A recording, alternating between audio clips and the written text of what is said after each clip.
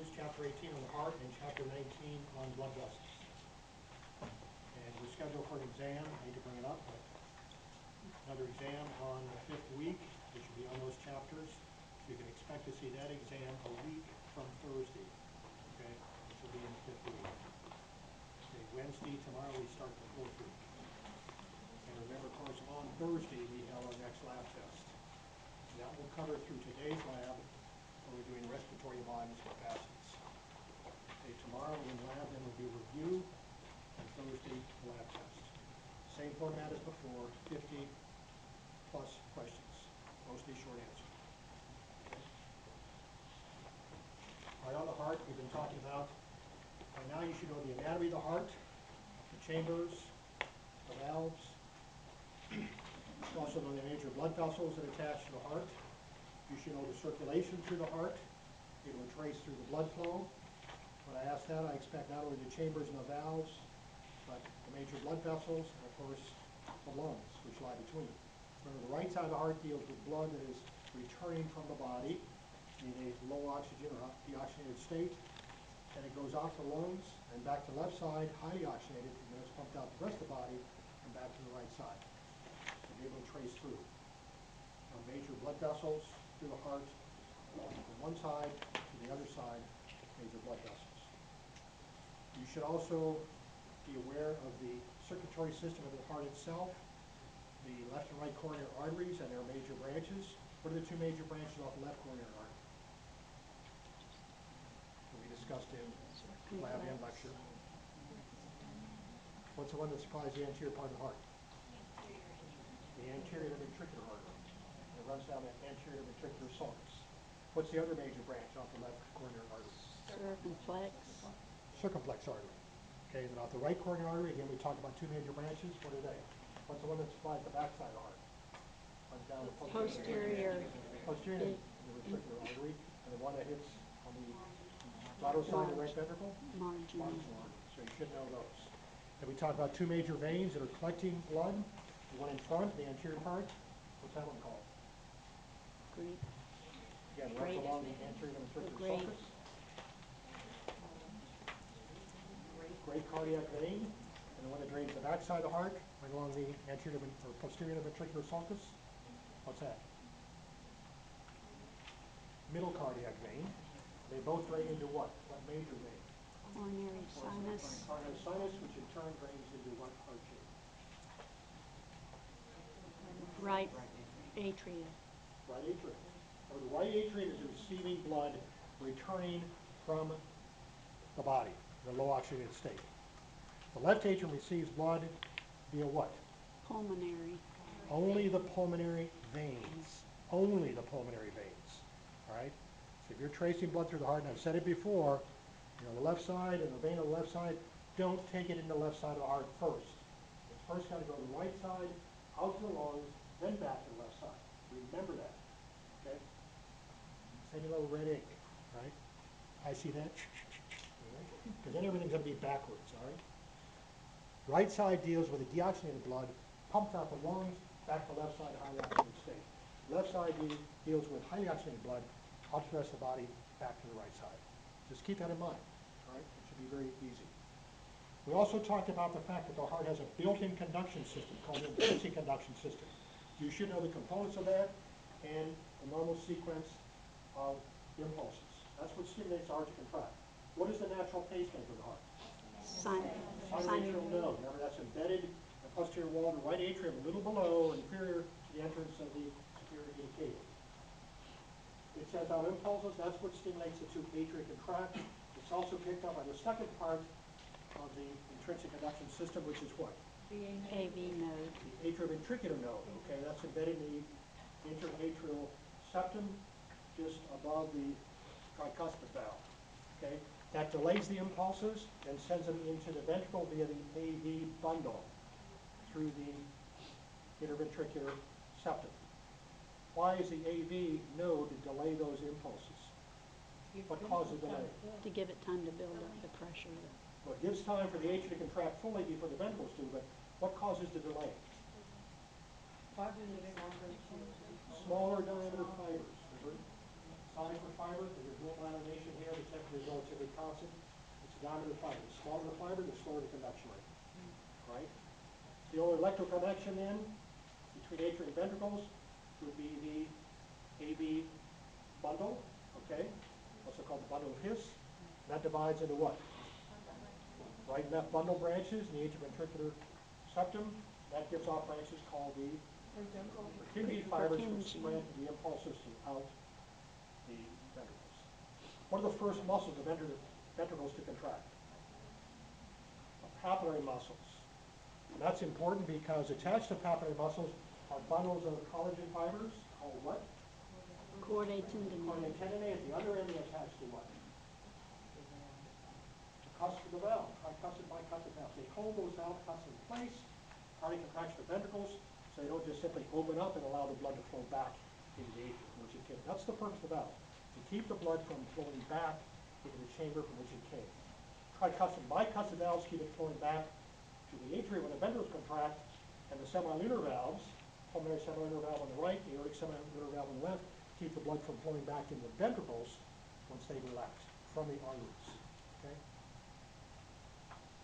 Then we talk about some irregularities, okay, in the intrinsic conduction system.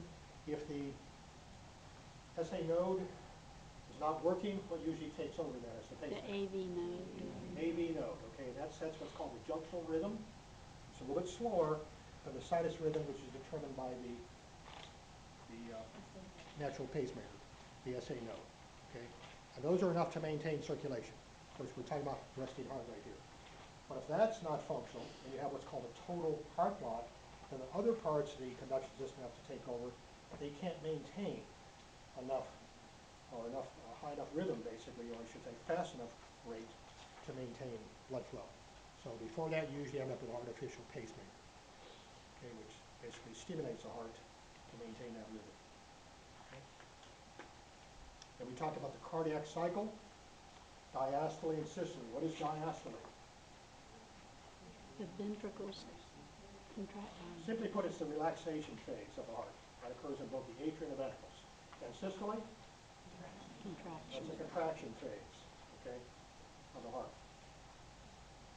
And then we've talked about cardiac output, okay? And cardiac output is equal to what?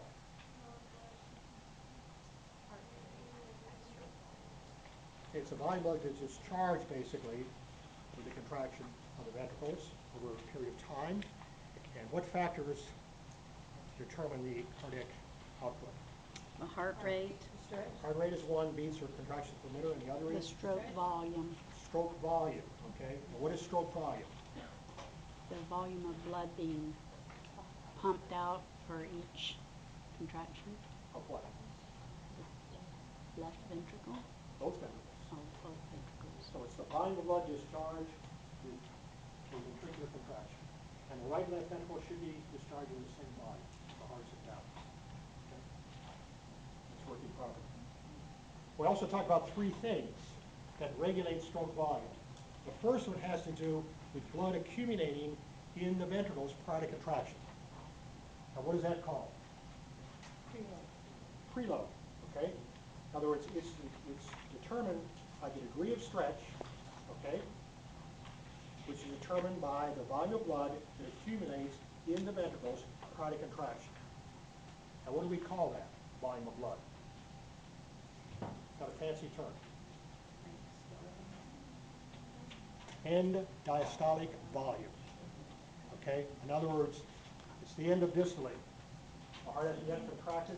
It's accumulated blood. That blood that's accumulated, that volume is called the end diastolic volume.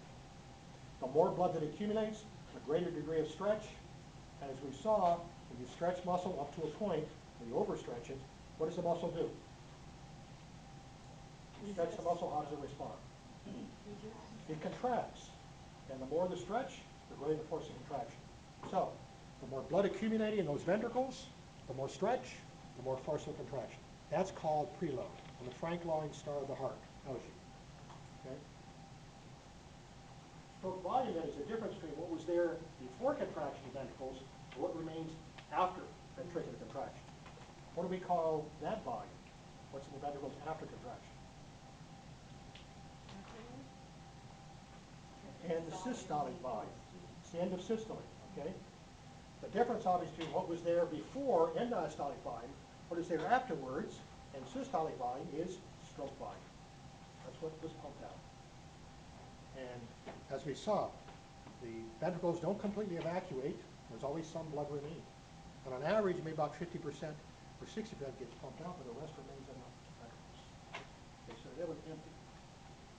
And that stroke volume may also be known as ejection fraction, too. How much is coming out? Okay, so that's one thing that affects stroke volume. What's another one?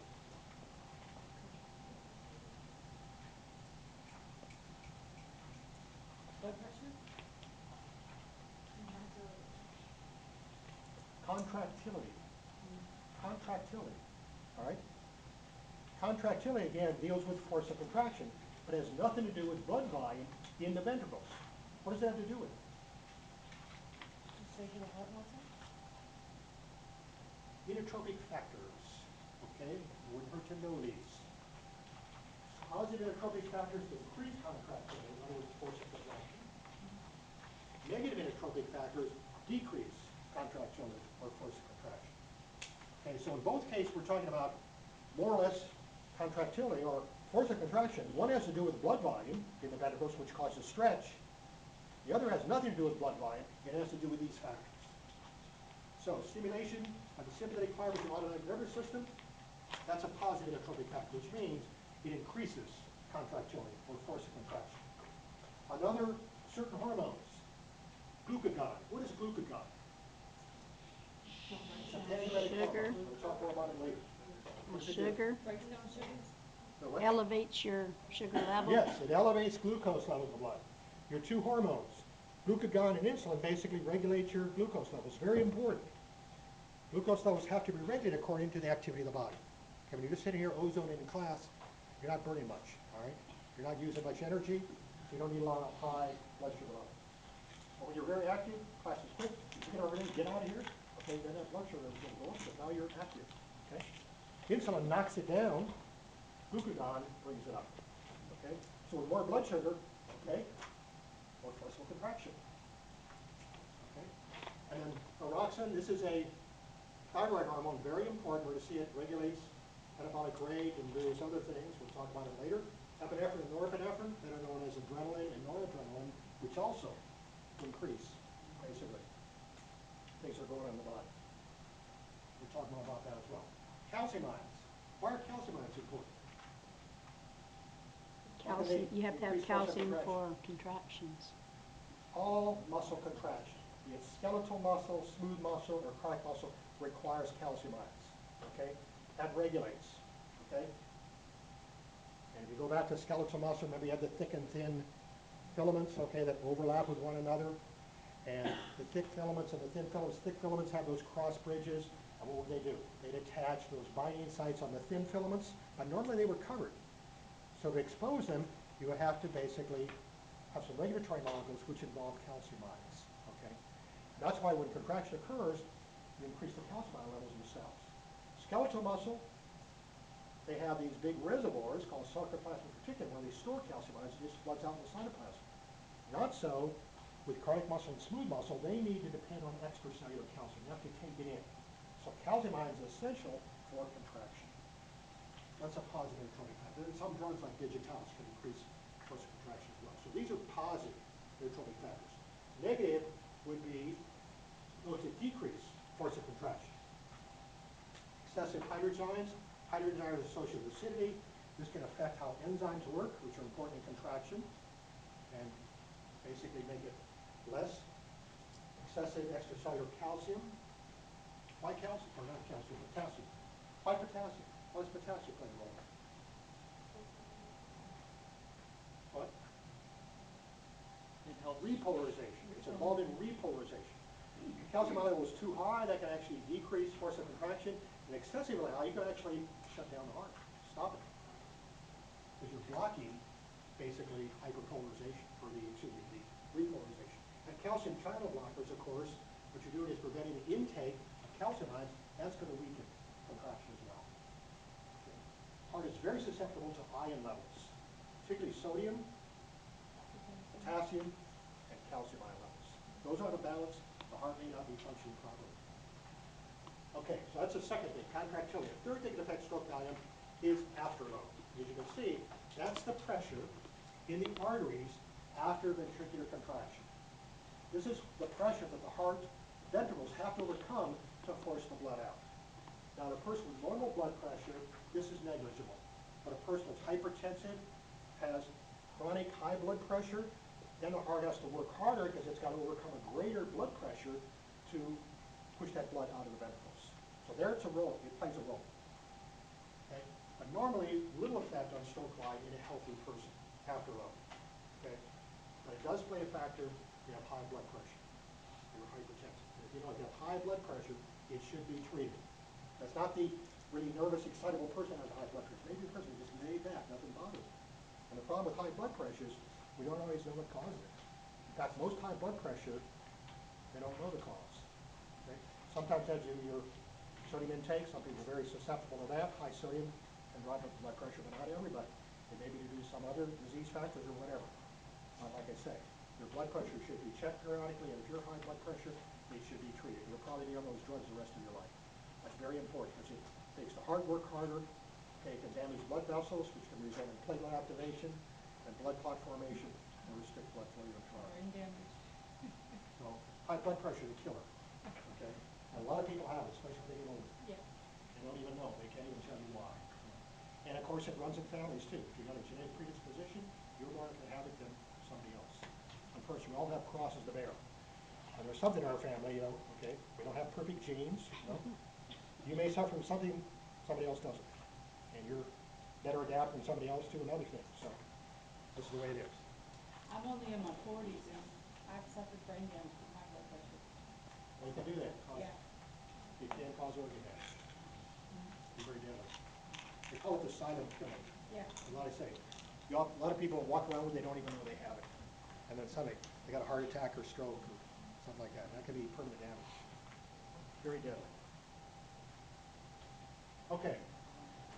All right, heart rate. And that's the other contributing factor or the other component of cardiac output. We saw stroke volume, the volume of blood ejected by each ventricle with one contraction. And heart rate, of course, is beats per minute. That's something you calculated. You should be able to do for the test on Thursday. Don't be surprised you have an EKG sitting there, and I ask you, okay, what's the heart rate in this individual? And how do we do that? What do you count? R waves, okay? The R waves at a 6-second interval. And multiply by, obviously, 10 to give you contractions per minute, which is heart rate. Okay? I hope you do that. And you should know the deflection waves, right? T wave, QRS, and T wave. And what do they mean? And please don't say contraction of this or relaxation of that. That's not what you see in the EKG. What do you see in the EKG? Electroactivity, which means depolarization of this or repolarization of that. And don't just say depolarization, because I'll say of what? -1/2. All right? So don't say, well, you knew what I meant. I don't know how many times I've heard that. No, I don't know what you mean. Unless it's not written down, I can't read your mind. All right? So please, write it down. Okay. So, regulation of heart rate. As we can see, stroke volume in a healthy individual is relatively constant. But the stroke volume will decrease when there's a major blood loss or heart damage or heart disease. Okay? So cardiac output is basically maintained by an increase, or is maintained by an increase in heart rate and contractility. These are the two major factors, heart rate and contractility. Not preload, not afterload in a healthy individual. It's contractility, which is affected by the inotropic factors and heart rate. Okay? And right off, you can see here, the major regulator of heart rate, not surprisingly, is the brain via the autonomic nervous system. Remember the autonomic nervous system? That basically deals with things that we don't think about. It's automatic. And one would be heart rate. The autonomic nervous system is the major regulator of heart rate.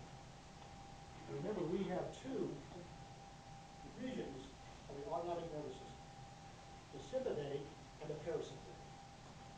And I'm sure you talked about that in AP1. And stimulation by the sympathetic fibers generally does what?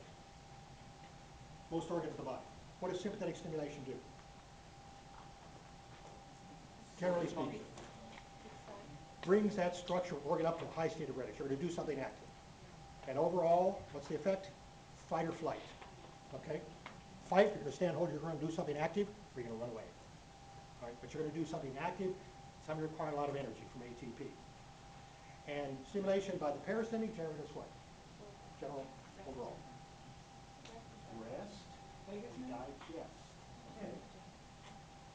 So it brings things down to a low state, except in the digestive system, operative word, digest. We're going to see in the digestive system, the stimulatory one is the parasympathetic, and the inhibitory one is the sympathetic, which is the reverse of what we usually see. Most organs have what we call dual innervation, stimulation by both sympathetic and parasympathetic fibers. They usually have an opposite effect. Okay?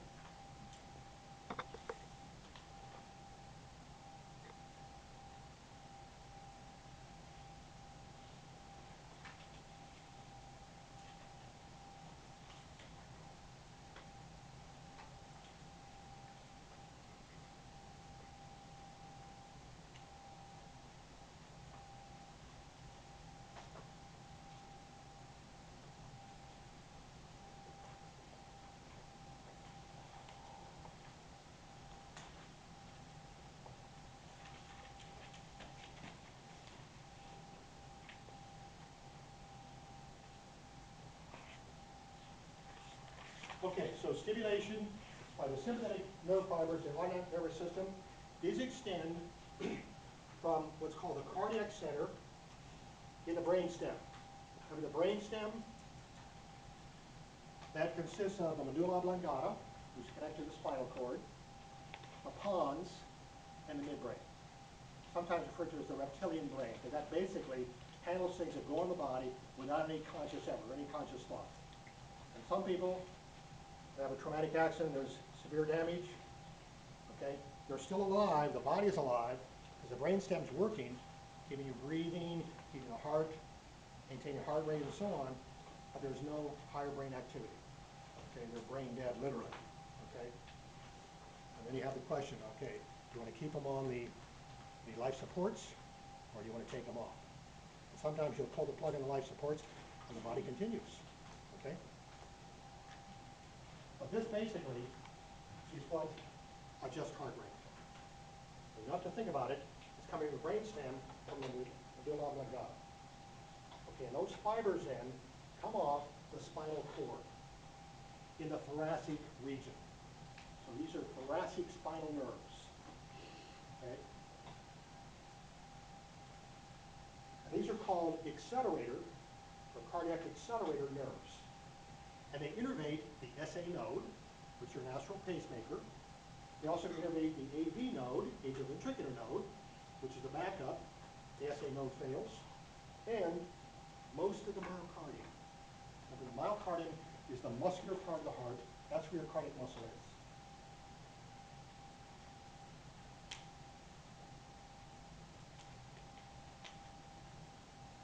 The neurotransmitter they release is norepinephrine.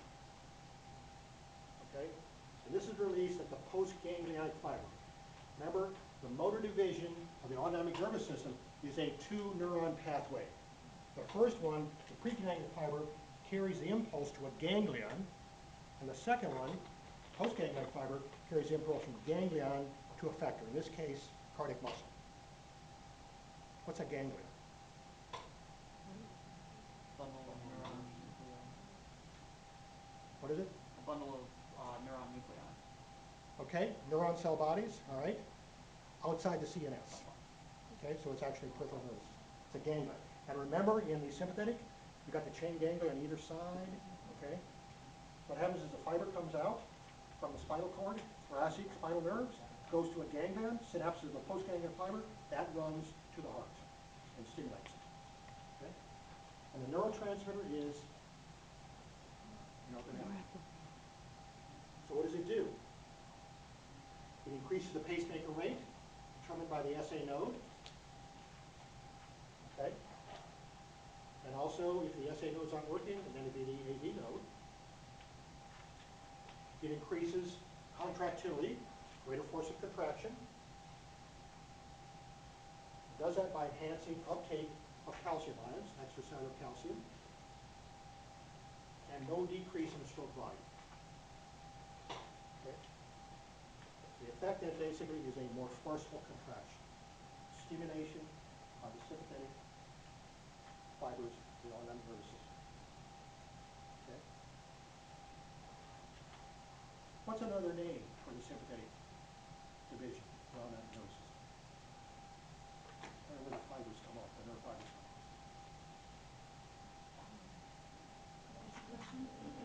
Another name for the sympathetic. Thoracolumbar, because those nerves come off the thoracic part of the cord, okay, neck region, and also the lumbar region. Okay, parasympathetic is the other division.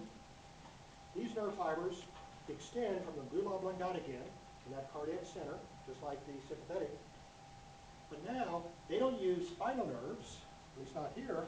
What do they use? A cranial nerve called the vagus nerve. And we got 12 pairs of cranial nerves that come off the brain. Most of them innervate things in the head and the neck. There's a notable exception, and that's the vagus nerve. Cranial nerve 10, not cranial nerve X, cranial nerve 10. Okay, that innervates things in the thoracic cavity and abdominal cavity. Okay? What's another name for the parasympathetic division? Kind of where the fibers come off.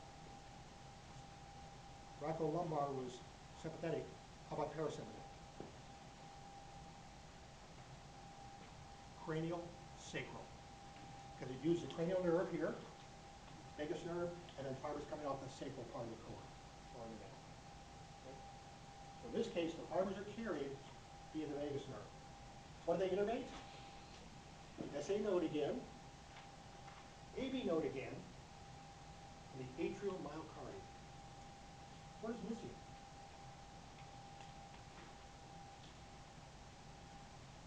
What's missing here? The ventricular myocardium is missing. And that's notable, okay? That's important, because we're going to see. And parasympathetic uses a different neurotransmitter. It's called acetylcholine, which happens to be the same neurotransmitter released by somatic motor neurons, those that stimulate skeletal muscle to contract. Okay? Acetylcholine. What this does, it decreases the heart rate. So sympathetic stimulation increases heart rate. Parasympathetic slows it down. And it does this by decreasing the pacemaker rate of those cells in the SA node and the AV node. So it slows the heart rate. Okay? But notice, there's very little effect on contractility. Why? Because there are very few, if any, vagus nerve fibers going to the ventricular myocardium. So it slows the heart rate, but it doesn't really affect contractility. Sympathetic speeds up the heart rate, but it stimulates the ventricular myocardium and gives you a greater force of contraction. And notice something else. The parasympathetic division, okay, at rest dominates and actually slows your resting heart rate. If there were no connection to via the nervous system, okay, via these autonomic nerve fibers, your heart would beat at a faster rate at rest.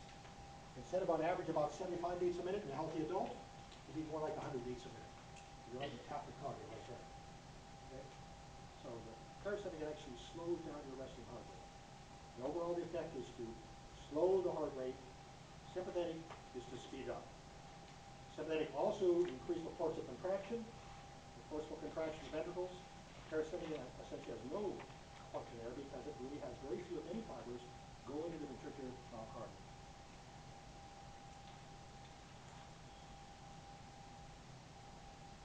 This is from your textbook. Suggest you take a look at this. This, of course, represents the heart. This represents the spinal cord, sections through. All right? You can see here in green, this represents the sympathetic fibers, the autonomic nervous system. Purple, the parasympathetic fibers. And the yellow, interneurons. What are interneurons? Inter means between. What are interneurons? They're neurons that carry impulses, usually in the central nervous system, between other neurons. Okay? Between other neurons. Interneurons are usually confined to the central nervous system. Okay, but we're looking at here at the sympathetic and parasympathetic. Let's follow the sympathetic pathway. All right, we start up here in the medulla oblongata of the brain stem, in the cardiac center here, and here is the acceleratory center, and you've got sympathetic fibers coming off. Okay, they're running down the cord here. I'm just taking a slice here, up here. Okay, this would be in the brain. So that actually represents part of the brain, and this represents part of the cord. And of course, we've cut out what's in between. This is coming down the cord here, spinal cord. The gray matter then comes out here. Okay, comes out. This is your postganglionic fiber, and it synapses in one of the ganglia in the synaptic chain ganglia, which lie on either side of the spinal cord. This is the pre or postganglionic fiber. It synapses with the postganglionic fiber, which then runs to the heart. And then these, of course, are stimulating what? The SA node and the AV node, which isn't shown here. So, okay, AV node. And then the cells in the ventricular myocardium. What's the effect? Speed up the heart rate and increase the force of contraction.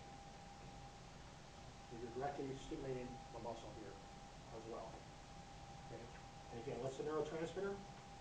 Norepinephrine, released by these fibers that are actually stimulating the heart itself. All right. All right. The parasympathetic fibers again come off from the brain, from the cardioinhibitory center. They run through the vagus nerve. Remember, it's one of the cranial nerves. Down here, and then actually they synapse very close to the heart itself. Remember, in the case here, most of your ganglia in the parasympathetic are what are called intramural, okay, which means they're either close or in the walls of the organ where you're actually stimulating. You can see then the postganglionic fibers run directly where? To the SA node, the AV node, but where aren't they running? To the ventricular myocardium, which means they adjust heart rate, they slow it down, they really have essentially no effect on the force of contraction. It all has to do with the fiber itself. Sympathetic stimulates both the autorhythmic cells of the SA and AV nodes, and also the cells of the ventricular myocardium. Parasympathetic is stimulating the autorhythmic cells of the SA node and AV node, but not the cells of the ventricular myocardium.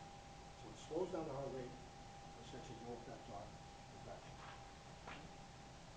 Good diagram to look at. This is in your textbook. And they release acetylcholine. Yes, they release acetylcholine. So the effect usually has to do with what's the neurotransmitter. There are a lot of them in the body. Okay? And the sympathetic release norepinephrine, and the parasympathetic release acetylcholine. So if you want to get a more forceful contraction, you don't give acetylcholine, you want what? Norepinephrine. Norepinephrine. Okay, and sometimes in emergency situation, they inject right in the heart. And what do? They put an epinephrine, not acetylcholine.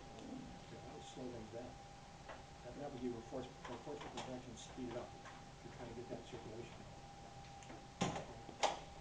Don't try it at home. That's something different. Okay. You stab the heart, okay? You end up stabbing the aorta, then you're in trouble for your major blood vessels. Okay, any questions on this?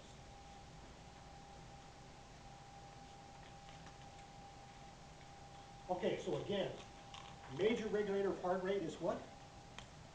The sympathetic and parasympathetic nervous system. In other words, the autonomic nervous system. That is the major regulator of heart rate. Sympathetic speeds it up, gives you more forceful contraction. Parasympathetic slows it down. No effect on contraction. Okay? And there are some other things that affect heart rate.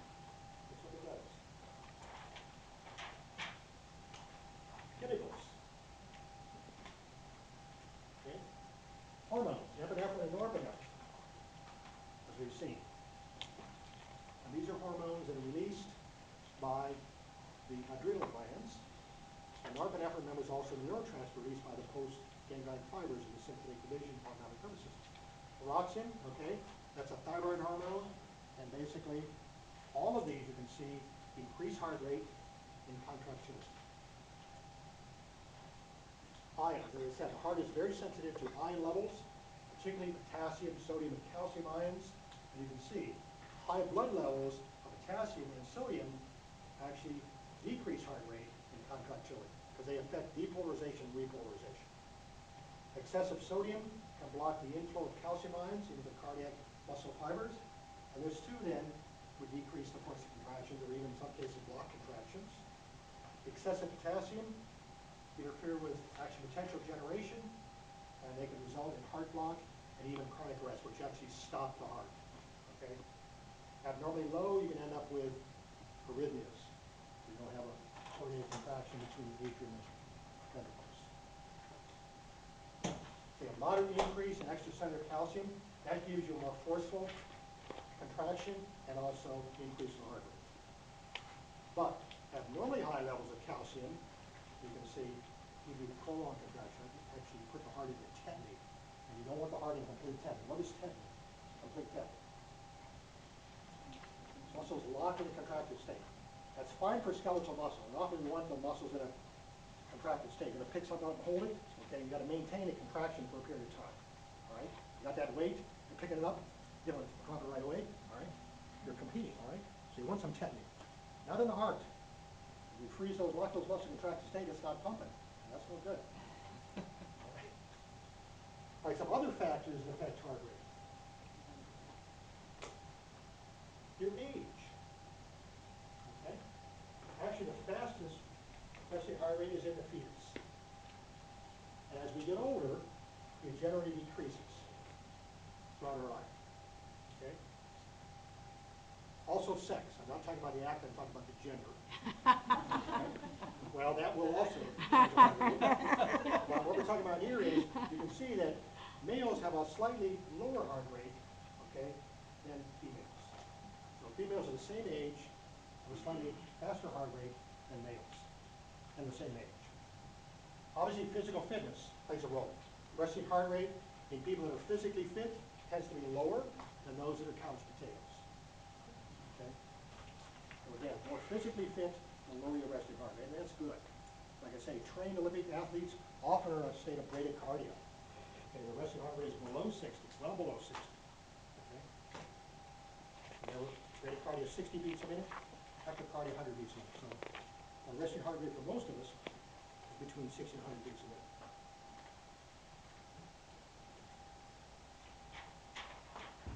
Another factor that affects heart rate is body temperature. The increase in the body temperature is an increase in the heart rate. Okay? So as with strenuous exercise or with fever, this causes the SA node to generate the impulses faster and thus increase the heart rate. A decrease in body temperature, decrease in heart rate. And also strength of contraction. Sometimes with surgery, they'll cool the body down, okay, so they can slow the heart rate down. As we mentioned, these terms already. Bradycardia, this is a lower than normal heart rate. That's less than 60 beats a minute. And again, this can be a result of lower body temperature. Certain drugs will do this. Also the result of parasympathetic stimulation, which slows the heart rate. Also head trauma, where you get edema, fluid accumulation in the brain. This can cause bradycardia, or a physical condition. Again, the more physically fit you are, generally better, the lower the resting heart rate. Tachycardia, abnormally high heart rate. This is in excess of 100 beats a minute. And this, again, can be a result of an elevated body temperature, okay, with exercise, or fever, or stress. If you're stressed, that heart rate can go up, okay? Certain drugs will do that, and of course, so will heart disease, too. This can be very dangerous. Tachycardia can persist because it puts you into fibrillation, and there you have a loss of coordination between the atria and the ventricular contraction. It will affect the pumping action. Any questions? Okay, let's look at, briefly, congestive heart failure.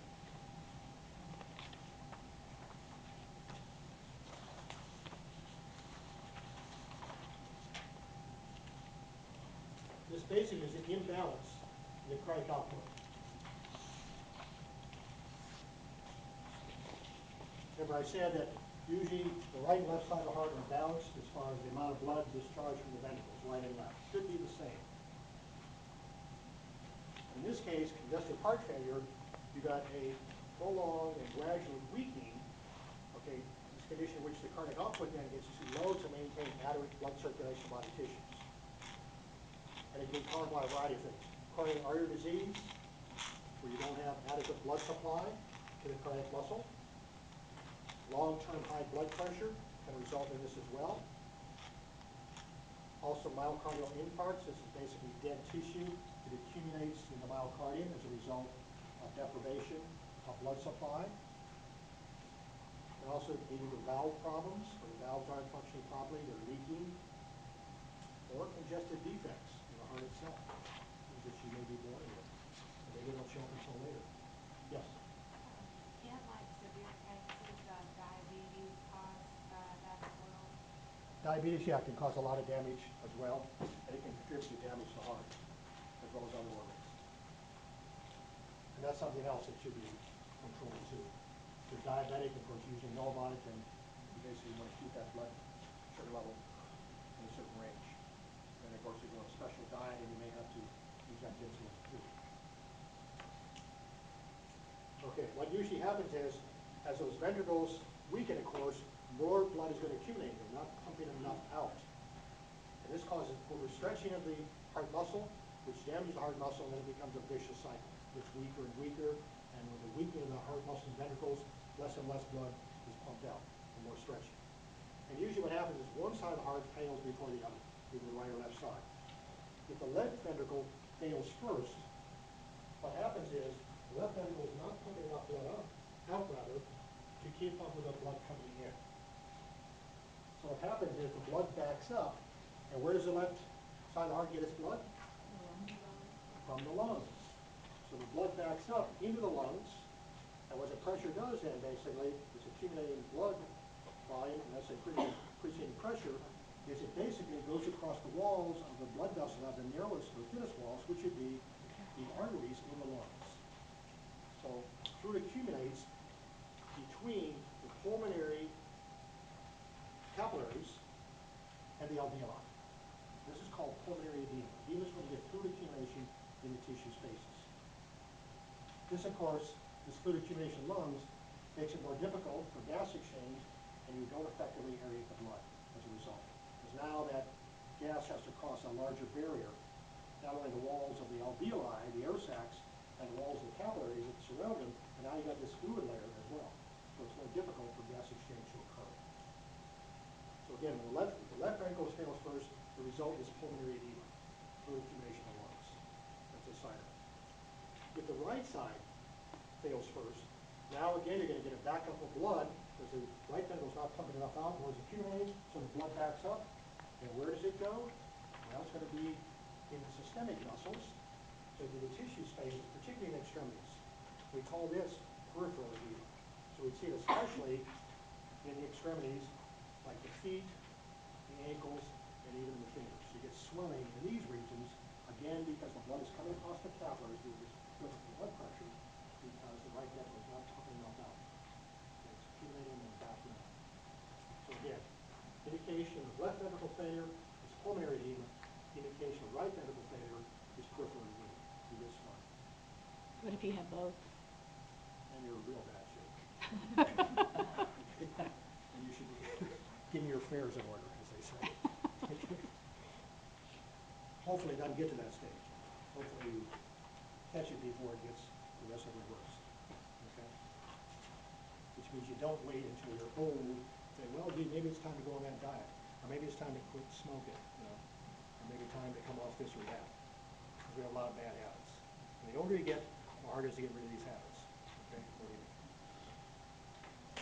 Once you have the left ventricle damage from congestive heart failure and you have had the pulmonary edema, there's really, and you have an enlarged heart, now your ventricles are enlarged on your left side, there's really nothing you can fix it, then you just sort of. Well, you can't fix the damage that's already there. You got damaged heart muscle, that's permanent. Okay? What you can do is try to alleviate further damage. And that means basically you have to go on a restricted diet, lose weight, stop smoking, or these things that contribute to it. Okay? What you need to do. But yeah, what's already done, the damage is already done, you can't correct it in the heart. But what if weight or smoking wasn't a factor? Well, then it could be something else. Could be high levels of cholesterol, your diet, okay, or high fat intake and things like this, lack of exercise, there are a lot of contributors. Part of it is genetic, and that you can't do anything about. You may get higher risk. If there's heart disease in your family, you're more likely to something, or diabetes, or high blood pressure, whatever. So you should be made aware of these things when you're young and take preventive measures to alleviate or reduce these risks. You can't wait until you're old and decrepit like me and then, wait, gee, maybe it's time to change my You're old and habits. decrepit. Oh my Well, goodness. compared to you guys, you're young and immortal, okay, but eventually, you pay for the sins of your youth, okay, it catches up. Well, my mother had congestive heart failure, and she started going to the doctor for it in January. And he kept sending her home with different medications, didn't do anything for it, it kept getting worse. She had all of it. She had the fluid back up in her lungs, and then she had the, Peripheral edema as well? yes, and finally, spring break, when I thought I was going to catch up on everything, get ahead on AMP1, I took her to the emergency room, and they immediately took her in, and they gave her something. I don't remember what the drug was. I thought, hey, I'm going to remember that because I'm probably going to learn about it. And they gave her oxygen, and that was the first time she'd been able to breathe decent in like 2 months. And the doctor still wasn't the one to admit her. And then they scheduled her surgery for 6 days later for her heart, you know, depending on the valve, whether they're going to do a replacement or a repair. So it was the valve and not the blockage of the coronary arteries? It was, yeah, a valve that was leaking. And so that's why all of this, you know, I just went through all that, not knowing what in the world was going on. Now it's making a little more sense. Again, if you're a smoker, quit as soon as possible, okay? If you're a recreational drug user, you're gonna pay for that later too, okay? That means everything, all right? Even the marijuana, supposedly harmless, it's not harmless, okay? Everything you take in your body, okay, especially in excess, you can pay for later, cause damage. Especially anything that affects circulation. High blood pressure, that can be controlled. Diabetes, that needs to be controlled, okay? And some of this you can do with medication, okay? But you can also take some positive steps right now. Exercise and diet, I know, that's the hard part, okay? Get into a routine. But start it when you're young, okay? Don't wait until you're old and, well, gee, it's time to change my dietary habits. You know, it's time to get a little exercise, okay? The damage may already be done. And it's just a holding action. Anyway, I'll get off the soapbox. What harm does marijuana do? I'm curious. Say again? What harm does marijuana do? What harm does marijuana do? Well, first off, it clears up your lungs, okay? You have something that interferes with the acid flow, okay? Cause other organ damage as well.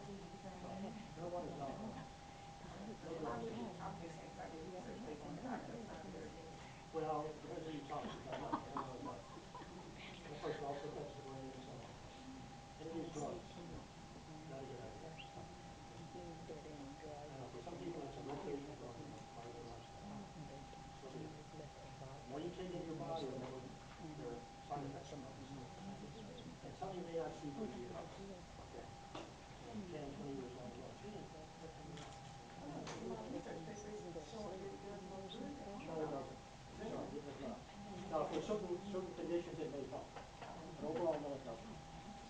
So that's very important. What about antidepressants? What? What about antidepressants? Like, I've heard there are more negatives to that than positives. Like, Well, there can be. I love these antidepressants, and, you know, I always have people in this age. But be careful, because sometimes you may be prone to suicide. Are you kidding? Yes, sometimes it does. And not to be taken by, you know, kids under 18 and so on, or young people. Yeah, and you got to be careful. The more potent, generally speaking, the more potent the drug, the more potent the side effects. And most drugs have side effects. You also have to know what else you're taking. Your doctor should know. Because they, oh, I just want to take this drug. Okay? well, Because they often have synergistic effects. I'm not necessarily talking about the side effects, but in time, is there possibilities that it could do like damage to any of your, It like possibly affect might, with your it might, brain and it might. stuff like that? Like I said, a lot of these effects you don't see right away. It may take years to see the effects of these things. And like cancers, okay? occur this way. It takes years to really see the development. But like I say, what you take in your body has an effect, okay, on you. And sometimes an adverse effect, but it may take a while to see the effects. Okay? So, anyway, I don't like to take drugs, you may have gathered that. But anyway.